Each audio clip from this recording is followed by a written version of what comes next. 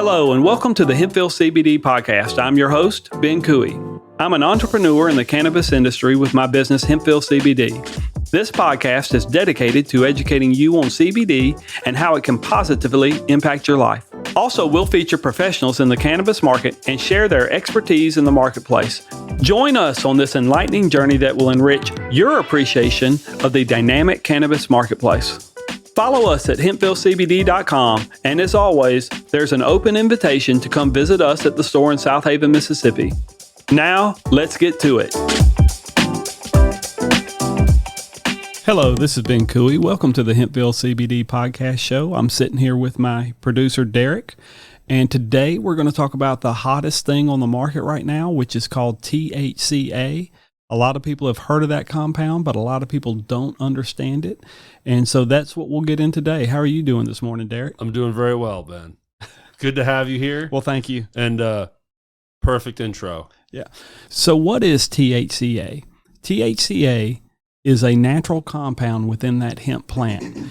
However, it's the precursor to the psychedelic compound of THC.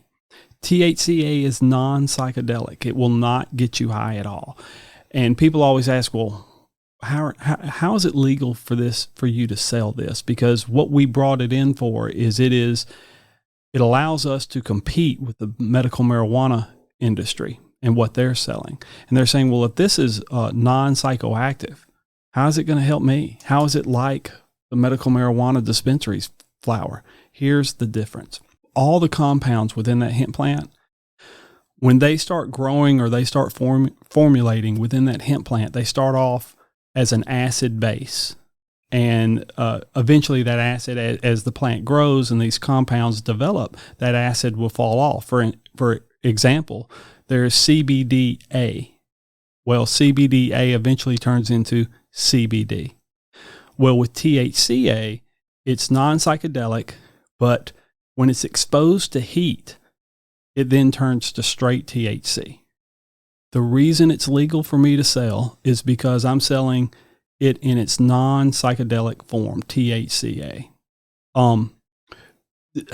Other things in the industry is we're seeing a lot of gummies come out, THCa gummies. Usually they're mixed with other compounds as well. THCa is something, you can eat it. I wouldn't suggest eating the bud. But if you eat it, it's not going to get you high. And not taste very good. No, it's not going to taste very good. Yeah. You would get all the benefits of the bud if you did eat it. And the benefits are it's going to help with inflammation of the joints. It's going to help with nausea. It's going to help with the same things medical marijuana is going to help with. The difference being, you can't cook with it because when it's exposed to heat, it turns into THC. Oh, that's interesting. So you could cook with it, but then you would probably get high with whatever you're eating. Well, that's good to know. Like, yeah, people still make brownies and cookies on their own. They do. So that's good to know. It will convert it to full THC. It will. What you would want to do if you were going to eat it is you would sprinkle, you would get the bud and grind it up and maybe sprinkle some of that in yogurt or something in a food item or drink like a smoothie that is not exposed to heat. But most people don't do that. I've never thought of sprinkling marijuana flower on food. That's interesting. It's now becoming a trend. It's the new granola. That's right. Eat it for breakfast. That's right. Most people are buying it to compete with the medical marijuana. The big difference, people say, what's the difference between what I get in the dispensary and what I'm buying at your store? There's a world of difference, and we'll get into that. When it's exposed to heat, like I said, the A will burn off. It turns into straight THC. The reason it's legal is because I'm selling it in its non-psychedelic form, THCa. Now, we talk about how is it beneficial to the consumer. It's going to do everything the medical marijuana can do, but here's really the real benefit to it. When you go into a dispensary and you make a purchase, one, you got to have a medical card. You got to renew that card every 6 months. Two, you go in there and make that purchase. That purchase is not a private sale. Your name, as soon as you get that card, your name goes into an FBI database. They're tracking every sale that you purchase. They know exactly how much you're buying, what you're buying, how much money you're spending on it.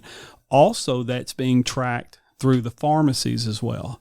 So if, let's say later on, you get You get into a car wreck or something happens to you and you need a prescription for, let's say, a strong painkiller or something, you're not going to be able to get that prescription more than likely, because my brother's a pharmacist. He says, look, people come in, we put their name in the computer and it'll pop up automatically, medical marijuana card. And then we have to decide based on the medicine they're getting, is this something we can fulfill a prescription for, or is this something we're going to have to turn around and tell them, sorry, because you have the medical marijuana card, we can't fulfill this prescription? Meaning your only option now is the medical marijuana? Correct. Okay. And the reason for that is they're thinking, why does somebody need this prescription painkiller if they got the medical marijuana card? Because they're just going to take this and sell on the street. So I understand what they're trying to prevent, but that can put a customer sometimes in a very tricky or a situation they don't want to be in. Also, when you get that medical marijuana card, whether you're using it or not, you might not need a gun, but if you ever needed a gun in the future, you're never going to be able to purchase one. You go to gun dealers, they'll tell you it's a first question on the application. Do you have a medical marijuana card? If you lie on that, it's a federal crime. So, and they're going to find out. But, you might say, hey, I got guns, I don't need another gun. Or I don't like guns, I'll never need one. You never really know if you need a gun for, let's say, home protection until you need it. Yeah. And then at that point, it's too late. Should I be proactive or reactive? Correct. Yeah. Correct. So let me ask you here, for dispensaries, and it's okay if you don't know how this works. Does a dispensary fall within insurance? Like, can someone get a prescription and it falls within their insurance, so they're just getting just a copay or co-insurance? No, as far as straight up, it's straight up. It's on you. Insurance isn't going to pay for that. Yeah. And so that's another issue. Someone that really needs the oxy and they're responsible, their insurance can cover it. It's helpful to them. Correct. But they push you to the dispensary, and now they're kind of putting the hook on you to spend more money. And, with any medication, a medication's only going to take you so far. So the medical marijuana is a great thing. It does wonders for people, but you might have a situation where you need something a whole lot stronger. I mean, we had a retired police officer came in our store. He was an undercover cop. He had seen a young lady at 2:00 in the morning on I-240 in Memphis with a flat tire, and he stopped and helped her. He didn't identify himself as a cop. I'm sure he did to her, but he wasn't wearing a uniform. He stopped and helped her. While he was changing the tire, a car hit him and drug him halfway down the highway. Yeah. This guy has a metal rod in his back. He's got all these medical issues.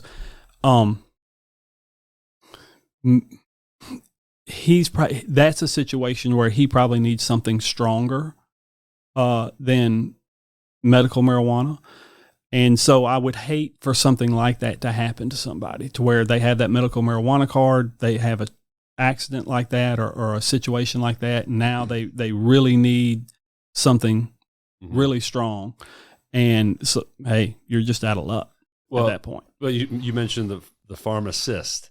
They still assess the situation. So is there a possibility that they'll, for these, more intense reasons, they would let it slide? Or no, the pharmacist, and I'm not a pharmacist, and I'm not the one making that call, but I would think that the pharmacist they have a list of medications that they are not going to fulfill a prescription for if you have that medical marijuana card. Of course, medical marijuana is new to Mississippi, so there's a lot of gray area in there. But I would think pharmacists are going to proceed on the side of caution. Yeah. If anything else, because they have their licenses and they have their career to protect as well. Now, the other thing is with growers, where you get your bud or your flower is very important. In Mississippi, you have to buy or dispensaries can only buy from Mississippi farmers who are growing the medical marijuana. Mississippi farmers have been doing it for what? maybe 6 months, maybe 8 months. And Really? Yeah, I mean, they've only been doing it only for a short while. Not even a year. Not even a year. Maybe a year at most, because they got to put that seed in the ground. I know dispensaries opened up in February of this year, 2023. So the farmers were probably growing it around October, November of 2022. So maybe right at a year. Growing this stuff and doing it the correct way is an art form. It's not like your garden in your backyard where you just put a seed in the ground, water it, maybe put some soil there, some fertilizer, and you're good. We've had customers. I've not been in a dispensary because I don't have a medical marijuana card. I don't need it. But we've had customers who have it, who've come into our store and have said, man, that stuff in the dispensaries, we call it government weed. And I go, why do you call it government weed? They said, it is flaky. It is not trimmed well. It's kind of like a watered down version. Kind of like, as you remember in the day, you used to make fun of government cheese because it wasn't real cheese. Well, I ate a lot of the government I cheese. I did too. It was a big block, right? And a big cardboard log. Oh, yeah. Not the best thing. Not the best. Hey, still made a great grilled cheese, sir. We made do. But not the best quality. Yeah. And that's a big difference because with us, because we're not regulated by the government, and we're buying THCa, we're not buying marijuana. We're buying from growers in California, Oregon. We can buy from any grower throughout the United States that have been doing it for years. They treat it like an art form. The bud that we're getting is beautiful. It's frosty. And it does the job. And that's the most important thing is, hey, is this going to help this person with whatever situation they're dealing with? But yeah, when you go into the dispensary, it's not a private sale. There's all these, regulations that, you can't buy a gun. It's not a private sale. You can only use cash. You can't use your credit card. And in this day and time, the private sale thing is also something a lot of people don't like, because a lot of people in the last, I'd say, 5 years, maybe longer, they're starting to not trust their government. They're starting to feel, hey, my government necessarily does not have my best interest at heart. And so they want sales to be private. This isn't. You come to a store like mine, it is private. You can use your credit card. You're buying flower that, is not where the retailer is not forced to buy from a certain state from people who are not necessarily the most experienced in what they're doing. I can go out and search for the best farmers, and that's what I do, and look to see how they're doing it and buy from them, because that's the best thing for my customer. Now, there's an age limit on this product. You got to be 21 or up. And a lot of people say, why do I got to be 21 or up? At 18, I could be drafted and be put in the military, carry a gun, go to war. Why do I got to be 21? Well, there's a good reason for why you got to be 21. Studies show that your brain does not fully develop until, some people say until 25. I've heard the mid-20s for sure. There's a range there based on the individual and the maturity level, but I can tell you at 16, my body has probably gotten heavier because I've gotten older and gained weight, but I've not grown at all. I've not grown any taller than I am now. My brain development has changed greatly simply because at 16, you're new to the world still and immature. And then as I got into my 20s and late 20s, I could tell my points of view, my thought process, all that had changed. Mm-hmm. Well, the reason there's a 21 age group or limitation on this is studies have shown under the age of 21, this greatly affects that brain development. At 21 or above, it might affect it a little, but not nearly as much as it is when you're in your teenage years. And I mean, we don't want to hurt anybody's brain or do anything like that. So I agree with the 21 level, but that's the reason why. And obviously they caught on to this many, many, many years ago because of alcohol, right? Correct. They moved it from 18 to 21 and probably realized 18-year-olds aren't quite mature enough yet to handle. Correct. And we're going to get into the alcohol thing. But there's plenty of 50-year-olds that can't handle it too, but that's another story. You're exactly right. Yeah. And we're going to get into alcohol. Now, the key thing is what to look for if you're going to go purchase this stuff. One, like I said, a lot of gummies are advertised as THCA gummies, and they might have some THC in them, but that's not what's going to give you the effect of feeling a little buzzed or anything else like that. What we have found out is a lot of people who are advertising, a lot of wholesalers who are advertising, hey, we got a THCA gummy. It'll have THC in it. But if you look at the other compounds, a lot of compounds we see is THCX. Well, there is no natural compound called THCX. What they've done is that X is an unnamed compound. Generally, it's full of Delta 8. That's what THCX stands for, Delta 8 or Delta 10. And that's the main base of that product. Does it weaken it? It doesn't weaken it, but it's they're selling basically a Delta 8 product and advertising it as a THCA product. And the reason why is because THCA is the hottest thing, and customers don't know, hey, if you eat it, you're not going to get buzzed. I mean, it might help you out a little bit, but we had a wholesaler sell us a THCA product, and we got the product in, and I started to look at it, and I started to look at the labeling, and I noticed, I read the ingredients, and then I looked at the COA. The COA said the product was 85% Delta 8. What's COA? The certificate of analysis. Okay. It's the test result of that product to make sure what's on that label is in that product. And so I looked at the ingredients, and it showed me a little stuff, but I knew something was off with this product. So when I went to go look at the COA, I'm like, look, this is 85% Delta 8 in this test result. But on the ingredient level, their Delta 8's not even listed. So I called the manufacturer and said, what are you selling me? Mm-hmm. I mean, this is a Delta 8 gummy. You sold me as a THCA gummy. This is 85% Delta 8, and you don't even have that ingredient listed on the label. And I said, that to me is false advertising. And so we sent the product back. And could make you look bad. Yeah, exactly. Could make me look bad. It's probably still going to do what it needs to do with the customer to some extent, make them, because a lot of our customers are just looking to take the edge off. I mean, you had brought up alcohol. A lot of people are using this in replace of medication or to not get on medication.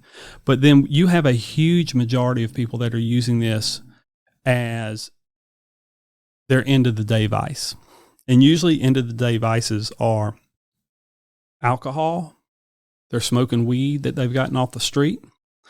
They might be, hopefully they're buying something from a store that's can be traced and regulated, but or a lot of people like to eat. Food is also a vice.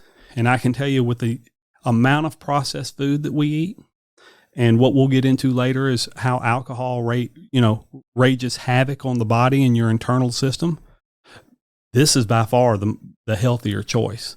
Smoking, people always ask us, oh, this is better than smoking.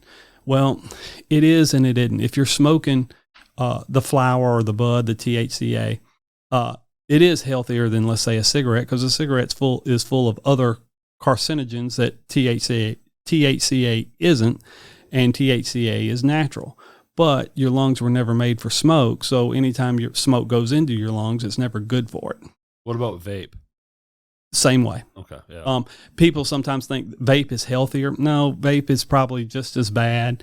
Vape will have certain chemicals in it too, but it's still smoke, and so it's still that's still going into your lungs, and your lungs just weren't made for that. Yeah. Well, this is the scariest thing. We've had a lot of people come in our store the last 2 years who have been in our store with a friend. The friend was shopping, and we had asked the other friend, hey, do you need any help? Oh, I don't need any of this stuff. I smoke the real stuff. I don't need this stuff. We're like, okay. And then 3 months later, they're in our store buying product. And we would ask them, what changed your mind? What happened? They all had the same story. They were all in the hospital for opioid withdrawal. And they all said, look, they told the nurse, I don't smoke. I don't do anything with opioids. I just smoke weed. The reason they had opioid withdrawal is because what they were buying off the street was laced with some type of opioid. God, that's terrifying. Scary. Oh, it gets worse. They were in the hospital, and the reason it's laced, their weed, street weed, was laced is because if you sprinkle little opioids on there, it's going to be much stronger. It's also addictive. They're going to come back for more business. You're going to come back more and more and more for more business. Now, that's already bad. We had one father bring his 22-year-old son to our store, and he was in there looking around. I said, yeah, you don't want to buy stuff off the street because you never know what's in it. He goes, that's why we're here. And so I kind of told him the story about several other customers that have ended up in the hospital in the emergency room. He goes, oh, no, buddy. My son died on the floor for 20 minutes about 2 months ago. And I said, what happened? He goes, well, he had bought some weed from his friend. His son has MS. That's why he smokes weed, for all the problems that come with that. He goes, he took 2 puffs of that, collapsed on the floor, and I had to do CPR on him for 20 minutes until the paramedics arrived. They pronounced him dead, got him to the hospital, and was able to revive him. He spent 7 days in the hospital, and we finally got him out. Did they see traces of opioids? Is that? Oh yeah. It was laced with I think fentanyl. Whoa! He's lucky to be alive. It didn't have a lot of fentanyl in it. God. Otherwise, it would have killed him pretty much instantly. But it had a small little hints of it. And we hear people all the time, oh, well, I don't have to worry about that. I buy from my friend. I buy from a guy I've known 20 years. And the scary thing about that is, don't be naive. Unless he's growing it at his house, which would be illegal, he's getting it from somebody else. That weed has probably touched 5 different hands. Yeah, you might be buying it from somebody you trust, but where was it before he got a hold of it? He's not lacing it with opioids or fentanyl. Somebody else down the road is. And so you never know. And if you did get a hold of a bad batch, how are you going to trace it back? Mm-hmm. How are you going to find out? You're not. Yeah. And we always tell customers, look, don't roll the dice with your life, because if you're out there buying street weed, you are rolling the dice with your life, hoping that it's not laced with something. And that's what can give it that stigma still. Oh, yeah. Of how weed is just awful. It's so bad for you. Well, yeah, when it's laced with fentanyl, correct. Certainly. Correct. And I'm not, I was one growing up, never smoked weed. I'm in college. I never walked into a bar until I was 26 years old. That's just something our family did not do. We're from a family of nurses and doctors and stuff. We like to try to live as healthy as we can, even though every once in a while we'll stop at a McDonald's. But it's just, I remember Nancy Reagan say no to drugs, and we were all in that. As I got older and as I started doing more research, I just looked at, most drugs. I would never do any drugs, but marijuana, we've been told a lot of lies about that plant. Yes. It's an all-natural plant. It's like anything else. You got to handle it responsibly. But it does. There are now a lot of doctors coming out saying, hey, this is the key to getting off of a lot of prescriptions. This could help. And it doesn't have the stigma that it used to have of, oh, you're a bad person if you're on this.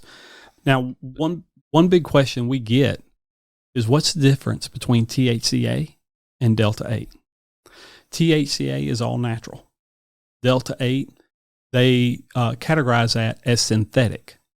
To me, my personal opinion, their definition of synthetic, because when you say a synthetic drug, you're thinking, oh God, I don't want any of that. It's been cooked up in a laboratory somewhere. There's no telling what's in it. Crystal meth. Their definition of synthetic is awfully weak, and this is what I mean by that. When you go to the grocery store to get bananas, what color are your bananas? Well, yellow, but sometimes green. Well, the bananas start off green. Right. What they do is they CO2 gas them to turn them yellow because it ages them quicker. And so it turns yellow, and that's what they put on the grocery store. Well, with Delta-8, and Delta-8 it's a natural compound, but there's a very small amount of it in a hemp plant. in order to get enough Delta 8 to make products, they withdraw the CBD, they extract the CBD out of the hemp plant, and then they CO2 gas it because they age it. Because once they age it, it turns into Delta 8. And then they take that Delta 8 and put it into a product. So all you did was CO2 gas that product the same way we do our bananas, but now you're saying that's synthetic. But you go to the grocery store, they don't call your bananas synthetic. And the other argument is, look at alcohol. Everything in a liquor store under that definition is synthetic because you can't get wheat, potatoes, or whatever you're using, corn, and squeeze it and get alcohol out of it. It has to go through a process. Delta 8 has to go through a process as well to get enough of it to make products. So they say it's a synthetic drug. I think that's an awfully weak definition because you can look at the other things around us and they would be categorized as more synthetic than that. Mm-hmm. But the effects of it, Delta 8 tends to hit you.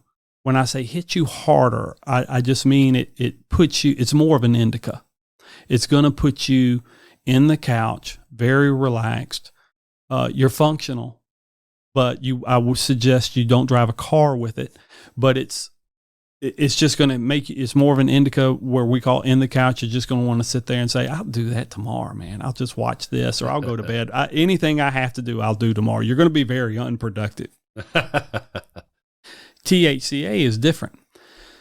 THCA can come in an indica strain, a hybrid strain, or a sativa strain. Now, the difference between that is indica is going to put you in the couch. It's going to hit you. It's more of a nighttime strain, end of the day strain. It's just going to relax you, get you ready for sleep, a good way to end the day.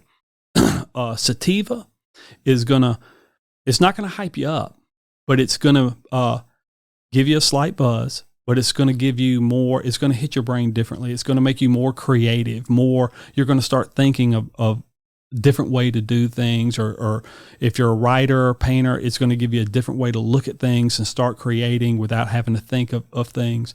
It can make you very productive depending on what you're doing. A hybrid's kind of the same thing. A hybrid is a little indica, little sativa. It's just to balance you out and, make the day really smooth. Mm-hmm.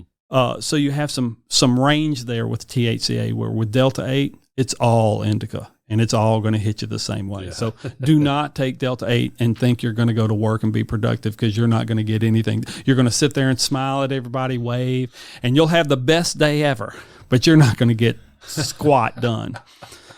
Now, there's always a big question. Are these gateway drugs? I've heard that I've heard marijuana's a gateway drug. Now that I'm older, I'm thinking more and more that's not true. And here's why. The reason they call it a gateway drug is they go, well, everybody we've arrested who's hooked on heroin or meth or whatever, they all started out using marijuana. Yeah. Okay. Well, if that is the case and that's your definition, everybody I know who's an alcoholic, who is drinking whiskey and vodka and all the strong stuff, guess what? They all started out drinking beer when they were in high school or college.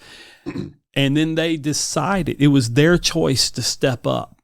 Now, the difference between the cannabis and the alcohol is one is addictive and one is not. Now, people will argue, oh, cannabis is addictive. I don't know. I know of AA. I know of Alcoholics Anonymous, certain groups to help people deal with it. I've never heard of Cannabis Anonymous, where pot smokers are having to form a group so they can talk about their problems so they can not smoke cannabis.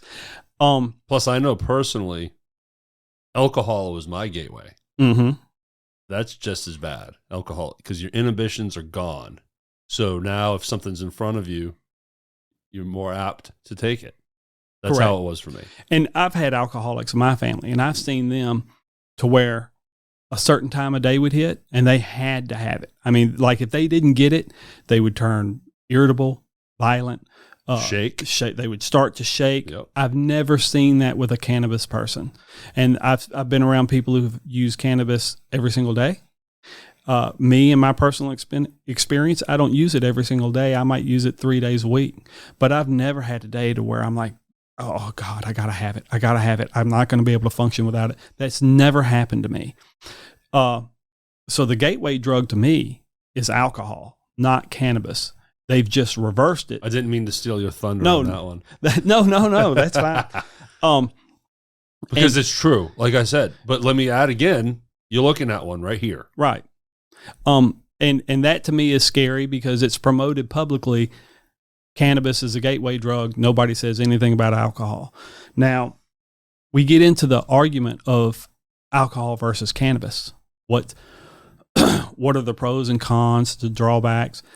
People are going to have many different opinions on this, but when you're dealing with alcohol wrecks your system inside. And I'll give you, you look at the drawbacks. One, alcohol is addictive. Two, alcohol, it rages havoc on your immune system. And your immune system is extremely important because it protects you from illnesses and getting diseases and all that stuff. 70% of your immune system is in your gut. All right. When you drink alcohol and that alcohol goes into your gut and your intestines, it's going to inflame and irritate that part of your body. It weakens the good cells within that system and makes you more immune to catching a disease or catching some type of illness. It also increases the likelihood that you'll get diabetes. What alcohol does is it breaks down that immune system, making your immune system vulnerable. You're more likely to get diabetes. It rages havoc on your liver, and you're more likely to have liver failure. It hurts your digestive system. It makes you bloated, gassy, makes it harder to not only digest food, but it makes it easier to develop food intolerances where now there are certain foods you can't eat because your stomach's not going to digest it correctly. It rages havoc on your mental health. Alcohol is a depressant. So the more you drink, it's going to help with, it's actually going to inflame. It's like throwing gas on depression.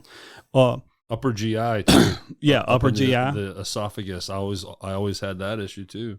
So it's a negative impact on your mental health, and it also causes dehydration. The more you drink, the more water it's sucking out of your body, and you need that. With cannabis, it's non-addictive. Side effects are, let's say if you had too much, it'd be like if you had way too much to drink, only worse, meaning everybody's had way too much to drink and the room's spinning. Well, cannabis seems to, if you take too much of it, that effect is going to be worse for you. And nobody wants that. If anybody out there they've eaten too many gummies or they've smoked too much, you know what I'm talking about.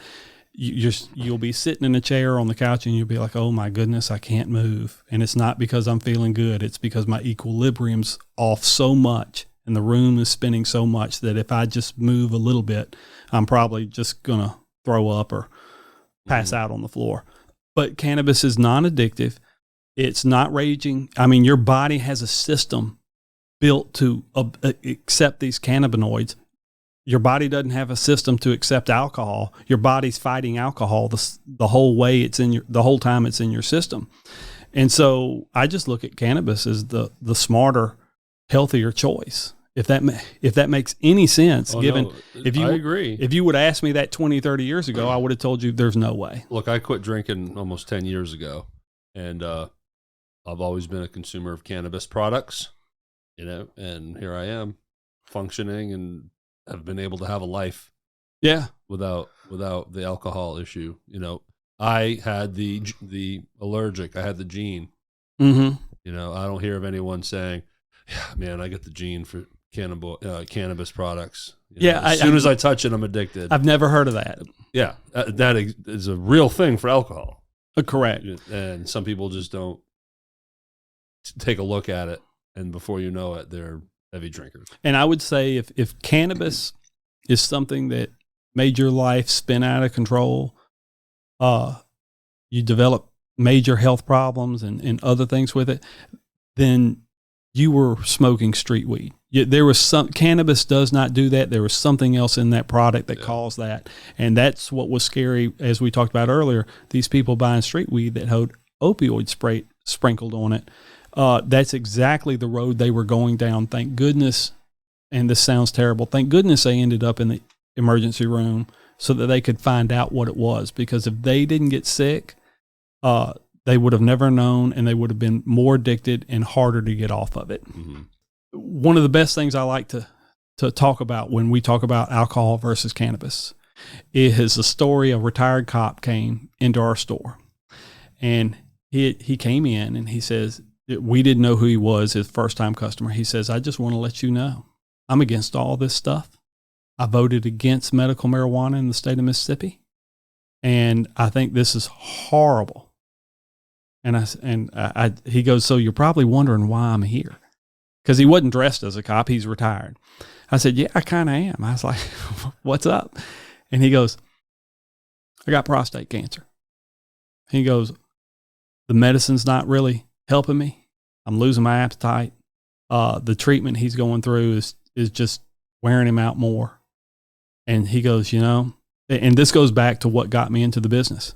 It takes somebody you care about to get sick, really sick.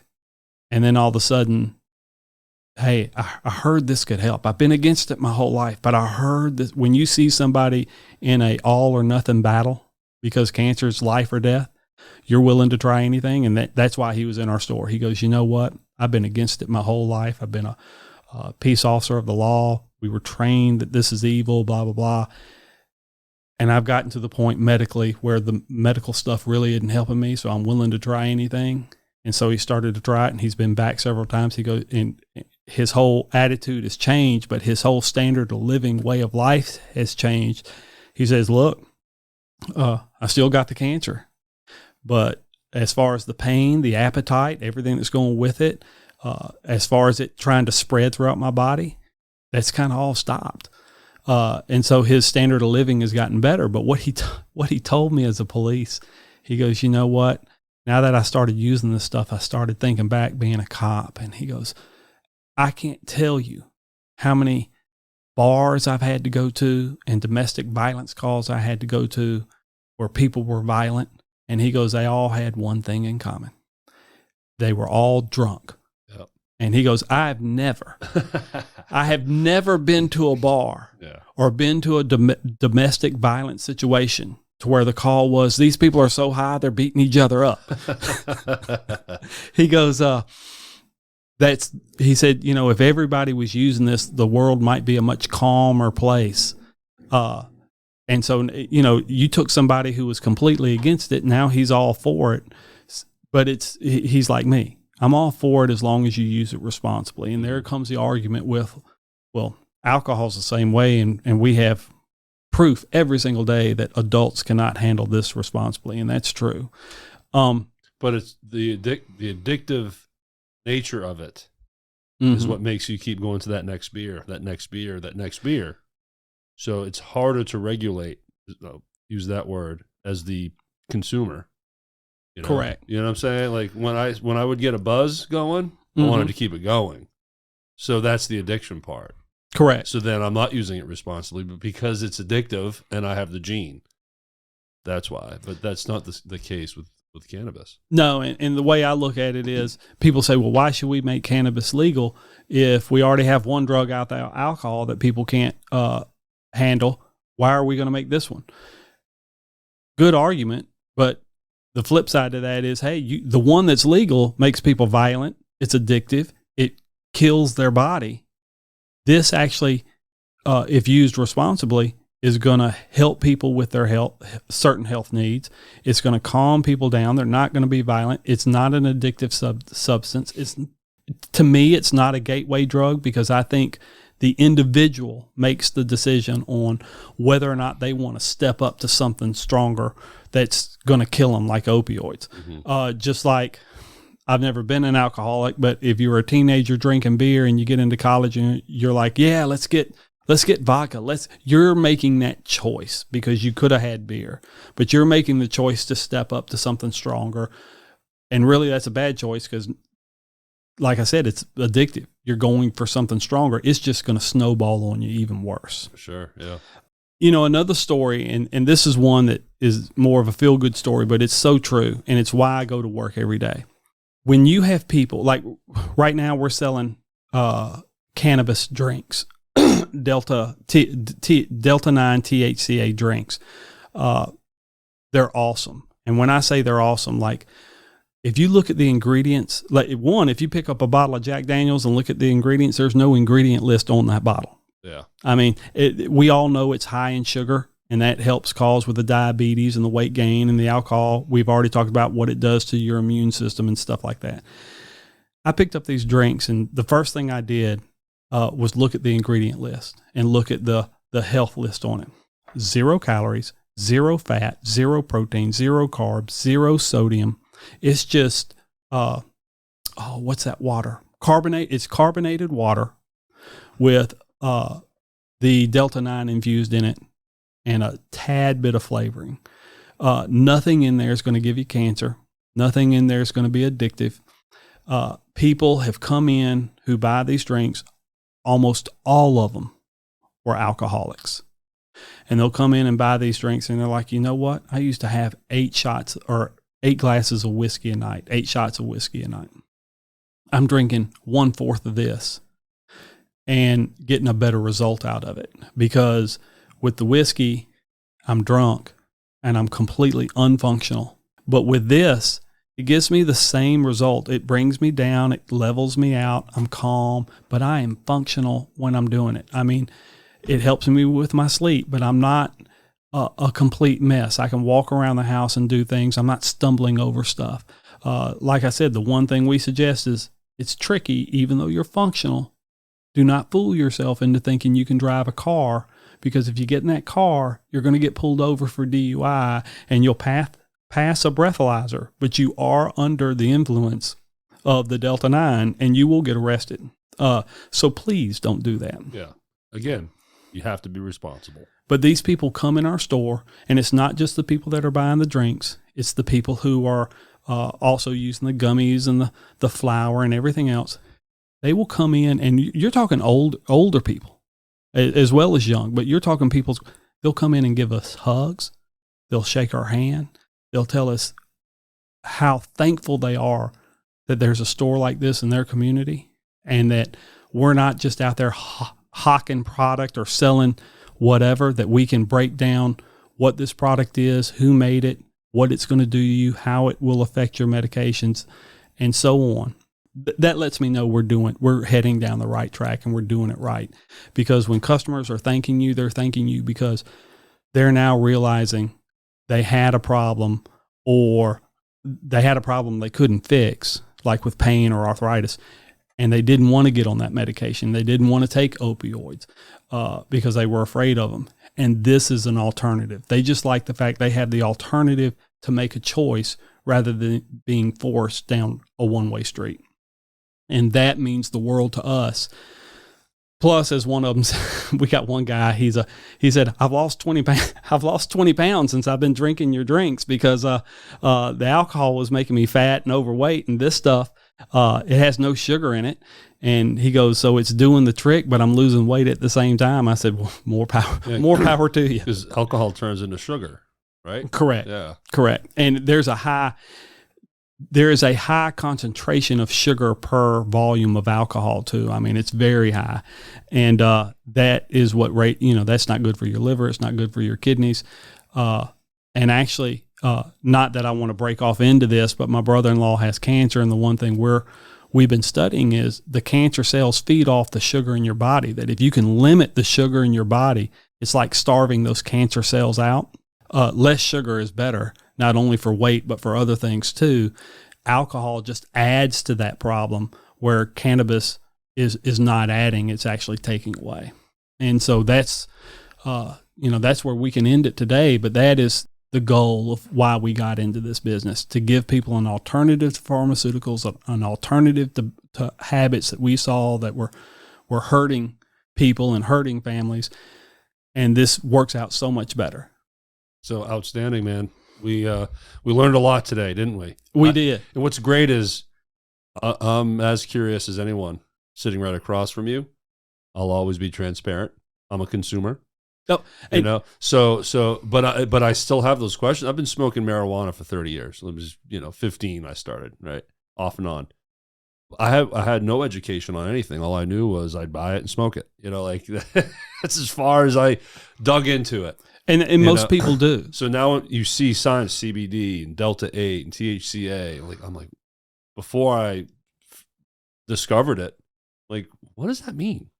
I had no idea, and that's why this is great. Well, 5 years ago, I had no idea, and then I discovered it. But all I can say to consumers out there is, I beg you, please do not go into a gas station or a vape shop to buy your product, and do not buy product off the street. I mean, with shops like ours and other shops out there, if you're not going to my shop, go to another shop that's reputable and buy whatever product that you need, versus rolling the dice with your life by buying it off the street. And, the gas stations and the vape shops, they're good people, but that industry is not set up for the education on these products. And the education is what is needed for the consumer to know what they're doing and what's going to fit best with their situation. And the people behind the counter in those shops do not have that education to advise you. They just have the education to say, this product, I got this product here, this product here. You make the decision without any knowledge.